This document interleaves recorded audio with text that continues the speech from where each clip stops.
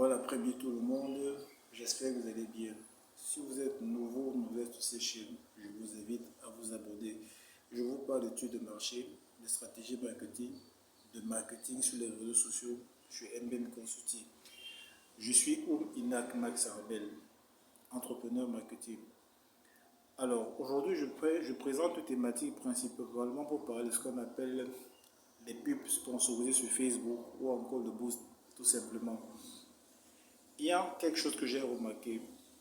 Une publicité ne vous fait pas vendre forcément. Ça, il faut oublier ça. Peu importe l'objectif que vous choisissez, une publicité sur Facebook ne vous fait pas vendre forcément.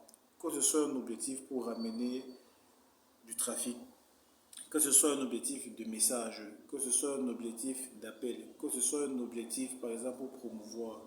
Mais généralement, les entrepreneurs ou alors les entreprises avec lesquelles nous travaillons souvent, certains entrepreneurs disent que oh, j'ai lancé la publicité aujourd'hui, je n'ai pas vendu. Il y a beaucoup de paramètres qui rentrent en compte lorsque vous lancez une publicité ou que vous sponsorisez votre publicité via le gestionnaire ou alors vous boostez tout simplement. Vous pouvez avoir un bon visuel, vous pouvez avoir un bon copywriting, c'est-à-dire qu'un texte qui présente le problème, qui agite la solution en jouant sur l'émotion et qui propose la solution. Ça s'appelle la méthode PASS. Vous pouvez avoir un bon budget, un bon ciblage en termes de centre d'intérêt, en termes de zone géographique, en termes de comportement, en termes également de page, par exemple, que vous estimez que votre cible suit.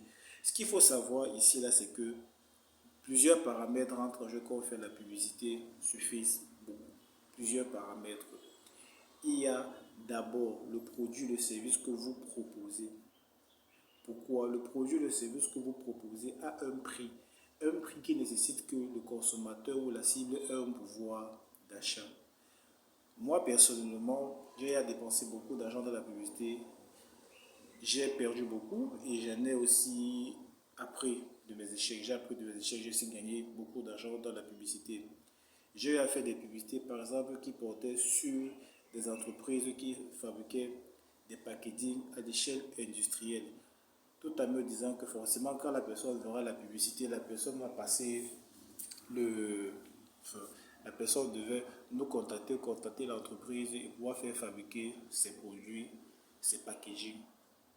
Beaucoup de gens, je vous assure qu'il y a eu beaucoup de gens qui m'ont contacté, environ une vingtaine. Il y a peut-être une seule personne qui est passée à l'acte d'achat au bout d'un mois.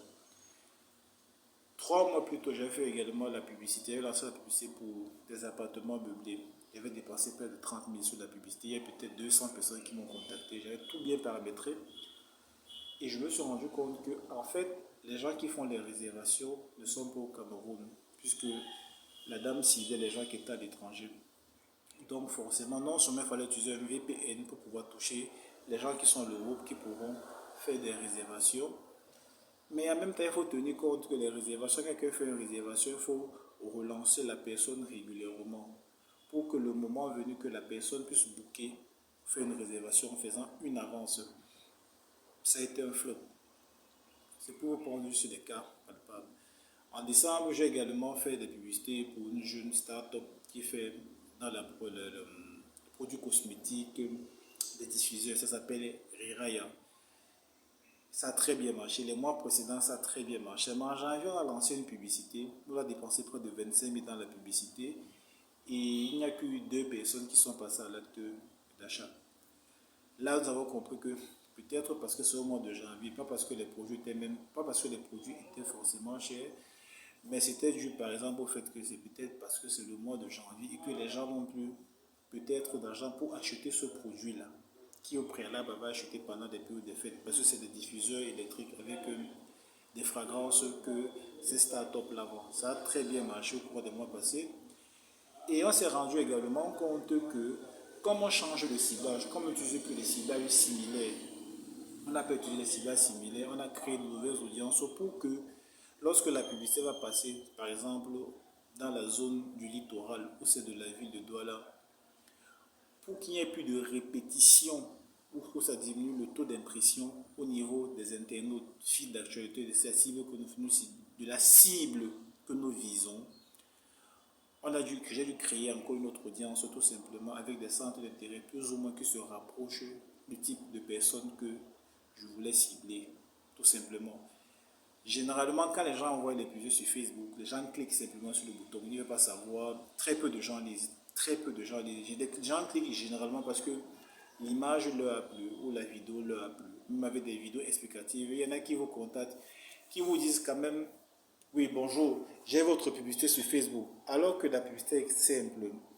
Par exemple, vente de produits cosmétiques ou alors vente de gadgets. Nous proposons des gadgets. Nous proposons par exemple des caméras ou des cravates lavalier par exemple pour vos événements, pour vos conférences. Grâce à ces cravates, vous aurez une meilleure qualité son.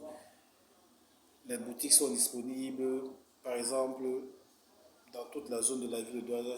Si vous voulez acheter les points de vente, dans nos points de vente, vous trouverez également différents autres modèles. C'est juste un exemple que je prends. Comme pour dire que quand on conçoit un texte publicitaire, j'ai remarqué qu'il faut être bref, il faut être précis pour dire de quoi il s'agit, à quoi ça sert, qu'est-ce que la personne bénéficie, le prix. Ces informations doivent être claires, simples, avec le lien du WhatsApp ici là, qui est sur le bouton, dans le message, en plus du bouton du call to action, tout simplement. Parce qu'il y en a beaucoup qui lisent très peu le message, qui lisent, ils savent de quoi il s'agit, ils cliquent parce qu'il y a quelque chose qui l'a intéressé. Ensuite, je vous demande de quoi s'agit-il, ou je vais en savoir plus, ou j'ai votre publicité sur Facebook, par exemple.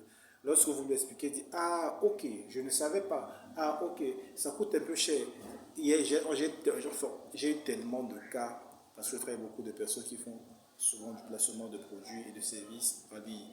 Et ce sont ces expériences qui m'ont pu me faire comprendre que vous pouvez avoir le bon texte, la bonne image, la bonne création, la bonne vidéo, le bon ciblage, le budget, vous pouvez créer la bonne audience ou dupliquer une audience similaire ou avoir une audience personnalisée. Vous n'allez pas forcément vendre. Pas du tout. Parce qu'il y a des prospects qui vont prendre le temps de digérer l'information, de réfléchir et ensuite de revenir vers vous lorsqu'on sera prêt par rapport au prix. Si par exemple vous vendez des bouteilles d'eau minérale, peut-être une bouteille à 1000 francs, c'est plus facile pour quelqu'un d'acheter de l'eau minérale. Je prends cet exemple. Si vous vendez un parfum, peut-être à 5 000, si vous vendez de la lingerie féminine, 7 000, 10 000, c'est beaucoup plus facile pour les femmes de cette classe sociale d'acheter cela à ce prix. Par contre, si vous vendez des robes qui coûtent 60, 80, 200 000 francs, il est très difficile pour que vous vendiez. Pas parce que votre publicité est mauvaise, mais parce que le prospect prend du temps pour gérer l'information, pour faire des recherches, pour voir ailleurs s'il n'y a pas d'autres produits qui sont également moins chers. Ensuite revient vers vous maintenant pour vous dire, ok, vous êtes situé où? Est-ce que vous avez une boutique? Généralement, c'est des questions que les gens posent toujours. Donc, il y a ce paramètre qui rentre en jeu également parce que quand vous faites de la vente en ligne, ce n'est pas un point physique. Les gens vous demandent ce que n'est pas un point physique. Donc, forcément, vous devrez aller livrer, expédier ou alors avoir quelqu'un dans une ville qui pourra acheminer votre produit ou faire votre produit tout simplement. Voilà autant de paramètres qui rentrent en jeu. Ce qu'il faut retenir ici, c'est qu'une fois que tous ces paramètres sont réunis, le ciblage, les centres d'intérêt, le budget, la psychologie de la personne que vous étudiez et le prix du produit, le service que vous vendez, la distribution. Une fois que vous avez vu tous ces paramètres-là, maintenant, il faut savoir que la personne peut ne pas acheter pas du tout. Tout simplement peut-être parce que votre offre beaucoup plus trop cher. Tout simplement peut-être parce que ce n'est pas la période appropriée. Si par exemple, on est au mois de septembre, je vais prendre un exemple très simple, au mois de septembre. En septembre, généralement, les parents sont préoccupés par les pensions, les rentrées scolaires.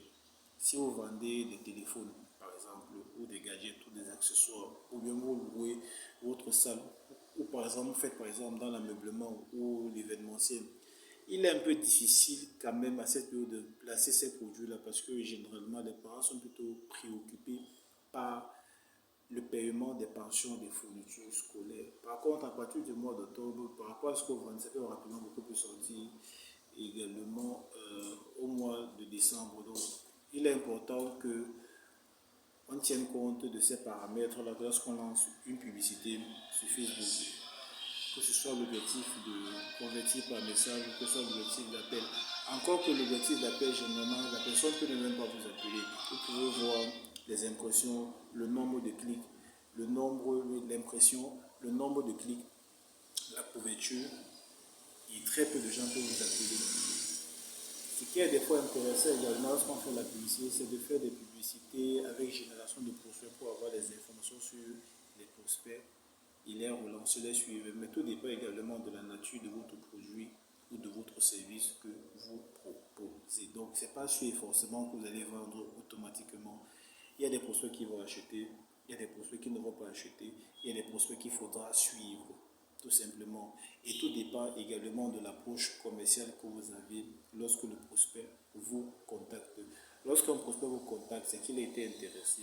Donc, il faut d'abord l'écouter pour savoir réellement quel est son problème afin de lui proposer votre produit ou service. Il ne faut pas d'entrée de jeu lui dire oui madame nous avons des produits qui éclaircissent, nous avons des produits qui font ci, ça, non, il faut d'abord écouter la personne, même si elle n'est pas connectée, laissez le message. Si vous vous rendez compte que la personne n'est pas en train de répondre, que vous pouvez plutôt maintenant appeler pour relancer. Ça montre de l'intérêt pour la personne. Ça montre que vous avez pris quand même le temps à la personne qu'elle digère l'information, puis la rappeler. Donc il y a tous ces paramètres qui rentrent en jeu lorsqu'on fait la publicité. Faire la publicité, pas automatiquement qu'on va.